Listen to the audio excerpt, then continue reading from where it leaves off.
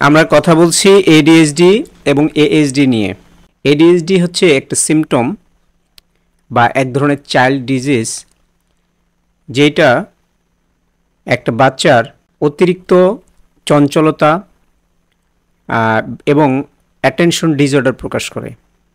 এডিএইচডির ফুল মিনিংটা হচ্ছে attention deficit hyper activity disorder. এখন প্রশ্ন হলো যে আপনার বাচ্চা অতিরিক্ত চঞ্চল এবং কোনো কাজে ঠিকমতো মনোযোগ দিচ্ছে না, এবং এই বিষয়টি প্যারেন্টস বা অনেক বাবা মা এই বিষয়টাকে খুব খেয়াল করছে না এবং এটা খুব স্বাভাবিকভাবে নিচ্ছে। এইটার কারণে যেটা হচ্ছে যে এই বাচ্চাটা পরবর্তী তার হচ্ছে নেক্সট লাইফে অনেকগুলো জায়গায় সে হচ্ছে প্রবলেমে পড়বে। সো কোন কোন জায়গার মধ্যে সে প্রবলেমে পড়বে সেই জায়গাগুলো আমি বলি।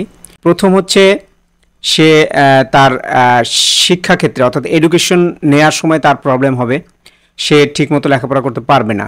স্কিলস মানে দক্ষতার ক্ষেত্রে যখন সে জীবনে জব করবে বা কোথাও কাজ করবে, এই জায়গাগুলোতে কর্মক্ষেত্রে যেটাকে কেরিয়ার লাইফ আমরা বলি, কেরিয়ার লাইফে সে প্রবলেম ফেস করবে। মানে সামাজিক ক্ষেত্রে সোশ্যাল যে ইন্টারেকশন আছে এগুলোতে সে প্রবলেম ফেস করবে। মানসিক স্বাস্থ্য অর্থাৎ অর্থাৎ অ্যাংজাইটি, ডিপ্রেশন, এই জিনিসগুলোর মধ্যে সে প্রবলেম ফেস করবে। যেটা হচ্ছে জেনারেল লাইফস্টাইল, এই জেনারেল লাইফস্টাইলেও তার প্রবলেম দেখা দিবে। সো এটা গেল হচ্ছে এডিএইচডির যে লাইফের যেই জায়গাগুলোতে এডিএইচডির এফেক্ট পড়বে বাচ্চার। এখন আমার কোয়েশ্চেন হচ্ছে যে আমরা কি এডিএইচডি বাচ্চা ডিটেক্ট করতে পারছি? যদি না পারি তাহলে আমরা কাউন্সিলরের সহায়তা নিব এবং এডিএইচডি আছে কিনা আমাদের বাচ্চা সেটা আমরা খুঁজে বের করব। এডিএইচডির পরে হচ্ছে এএসডি।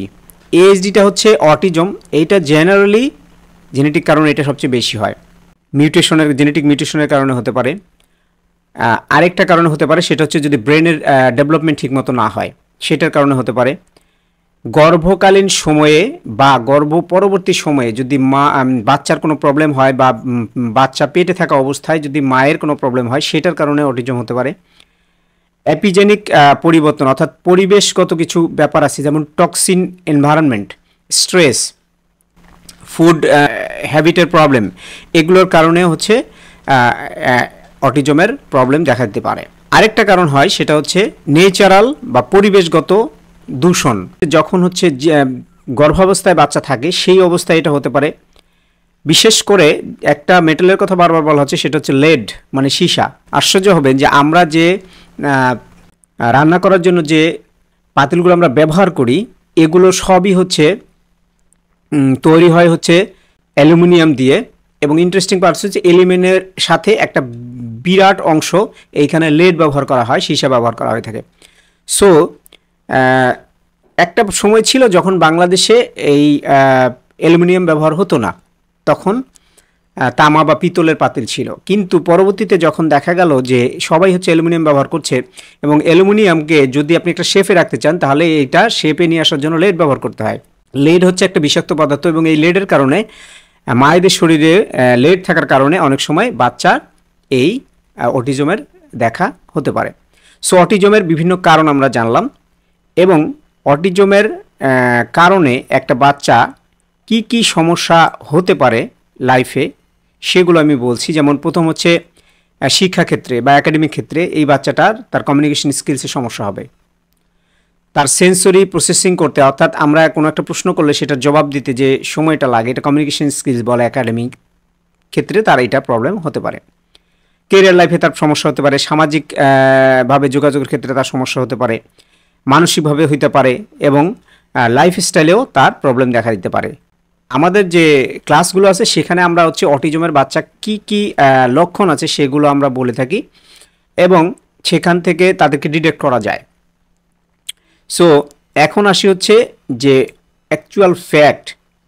বাংলাদেশে বাচ্চাদেরকে নিয়ে একটা সার্ভে হয়েছে 2024 সালে, যেখানে PSU প্রবলেমেটিক স্মার্টফোন ইউজিং এইটার পার্সেন্টেজ হচ্ছে 61.44%, মানে প্রায় 62% বাচ্চাদের মধ্যে স্মার্টফোন অতিরিক্ত ব্যবহার করা এবং তার প্রবলেমেটিক যে সিমটমগুলো আছে সেগুলো দেখা গেছে।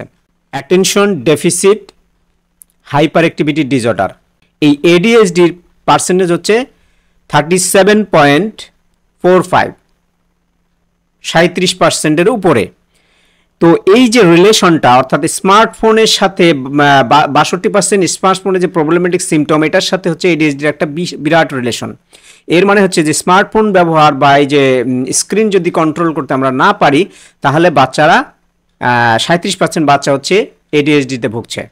এবং এখান থেকে বের হয়ে আসার জন্য আপনাদেরকে প্রথমে ডিটেক্ট করতে হবে যে আপনার বাচ্চার এডিএইচডি আছে কি না, কারণ 100টা বাচ্চার মধ্যে 38টা বাচ্চার মধ্যে হচ্ছে এডিএইচডির সিমটম পাওয়া যাচ্ছে।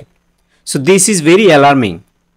সো এখন যদি আমরা সতর্ক হই এবং আমরা যদি কাউন্সিলরের কাছে আমাদের বাচ্চাদেরকে নিয়ে যাই বা আমরা অ্যাটলিস্ট প্যারেন্টরা বা স্কুল থেকেও যদি আমরা এইটার প্রিপারেশন নেই তাহলে অনেকাংশেই এডিএইচডির বাচ্চাদেরকে সেভ করা যাবে এবং তাদেরকে স্বাভাবিক লাইফে ব্যাক করানো যাবে।